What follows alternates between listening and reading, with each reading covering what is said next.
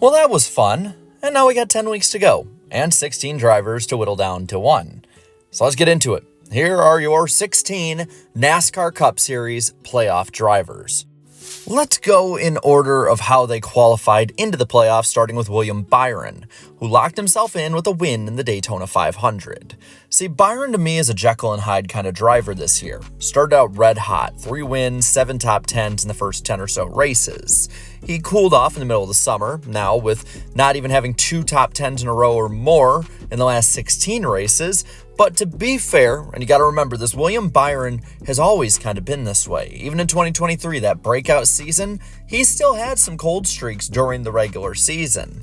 He's been, in the last 2 years though, clutch in the postseason. When you look at his stat lines, they have improved, but they've been consistent. 2022, while he didn't get a win, he had a top 5 and 6 top 10s in the 10 races, 134 laps led, and a 9.0 average finish. That average finish, maybe add a few more top 5s or wins in there, is championship level. And he had a win, 6 top 5s and 8 top 10s last year with a 6th place average finish. Championship caliber team. If this team turns it on like they can, sort of similar to another Hendrick driver in the past, there is no telling what they can achieve. Daniel Suarez is up next, winning at Atlanta. That insane, incredibly close finish at Atlanta Motor Speedway. He's had a similar season to that of Kyle Busch, which is not good. He's been at the bottom half of the top 20 in points for most of the year, and pretty much an afterthought in a struggling Trackhouse team. If he makes it past the first round, it will be a rousing success. If not, well, we all expect him to be bounced early. Of course, Kyle Larson is in. He's Kyle effing Larson. I just don't see why he wouldn't, at this time in the height of his career, be in the middle of the NASCAR championship talk. He can win nearly anywhere, as long as it's not a super speedway, and he has arguably the most raw talent in recent NASCAR memory. The problem is he has 2 weaknesses: super speedways and Kyle Larson. The super speedways, like I said, he's just not been the greatest. He's been better, but not great. Gets involved in a lot of accidents, sometimes starts them.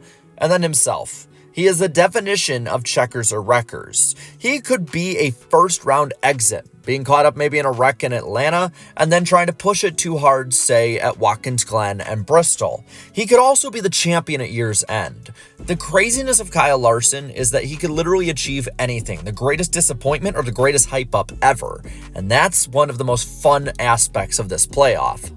Christopher Bell, on the other hand, has been, I'd say, a poor man's Kyle Larson in some ways. He is, again, one of those guys who's checkers or wreckers. He'll be really good, win a lot of races, lead a lot of laps, but he'll also be caught up in a ton of different accidents, engine issues, just have DNFs that take him out of really good contending opportunities. If this team gets it straightened out, they are one of the best in NASCAR, and they've proven also they're one of the most clutch, and Bell is one of the most clutch drivers. He's a short track and flat track ace as well. He either wins on them or he should have won on them. And because of that, and being good just about anywhere they go, if he gets to Phoenix, he can finally break through and win the championship after being in the championship 4 in previous years. Next up is Denny Hamlin, which for all of you fans of Greek mythology out there is the Sisyphus of NASCAR. He's the guy who's cursed to just push the boulder up the mountain, never to reach the summit, but always to be tantalizingly close to the end of his job. And with it, Hamlin has everything it takes to win a championship. He is one of the best drivers in NASCAR history. I don't care what you think of him. He's an amazing driver. He has the team all around him top notch. You don't see dumb mistakes very often from the 11 team. A crew chief who is one of the best in all of NASCAR, and he has experience now to get ahead of different mistakes he would have made in his younger past. The problem is bad luck. Whether it's tape on the grill when it's not supposed to be there, no matter what else it is, look at the penalty. He had a penalty, head start on all these problems before the playoffs even started due to something the 11 team didn't do, losing 10 playoff points, losing a ton of positions in the regular season, and possibly losing his best shot at a championship yet. After the least popular driver, let's talk about the most popular, Chase Elliott. Chase Elliott is under the radar big time in 2024. A lot of people look at last year, the big fall off he had, the injury, and not making the playoffs after missing a couple of races. And I think that's natural for drivers to have after some kind of incident like that. They look at 2022, how consistent he was, how much he won, and the fact that he hasn't won very much since then, only one win at Texas this year. Kind of reminiscent to a post-2007 Jeff Gordon, if you look at it that way. But he doesn't crash either. He's not as flashy as Kyle Larson, but he's not as crashy as Kyle Larson. He's been solid, but he hasn't been up there with his teammates. Elliott is the definition of under the radar, which is insane for the most popular driver in NASCAR. He's been solid enough consistency-wise to keep pace this year with Kyle Larson and Tyler Reddick without any of the glitz and glamour around it. Chase Elliott is one you need to watch out for because a lot of people might not see him coming as one of the top guys in the round of, say, maybe 8, Final 4, who knows? One of the guys who has finally gotten his flowers is Tyler Reddick, who I talked about before. He is, I would say, in my personal opinion, the best driver of 2024 so far. He's consistent in the top 5, top 10. Now he's getting wins. He's leading laps. Tyler Reddick is the real deal this year, and I think it's a start of a very big window for this 45 team. He now has the wins to show for it. Beforehand, he only had that Talladega win, and he has taken a huge step year over year with the insane consistency, no true weaknesses, and a driver who seems to have his head on straight. This 45 team and Tyler Reddick could go all the way. Back in the vein of Chase Elliott, though, there is Brad Keselowski. I think he's more under the radar than anyone else in the playoffs right now. He's as fast as anyone overall at different points. You look at his Darlington race, for instance, meaning that he has the ability to be malleable. He has the ability to go against the toughest tracks and win. He's experienced in very high-pressure situations. He is no slouch when it comes to getting into championship scenarios.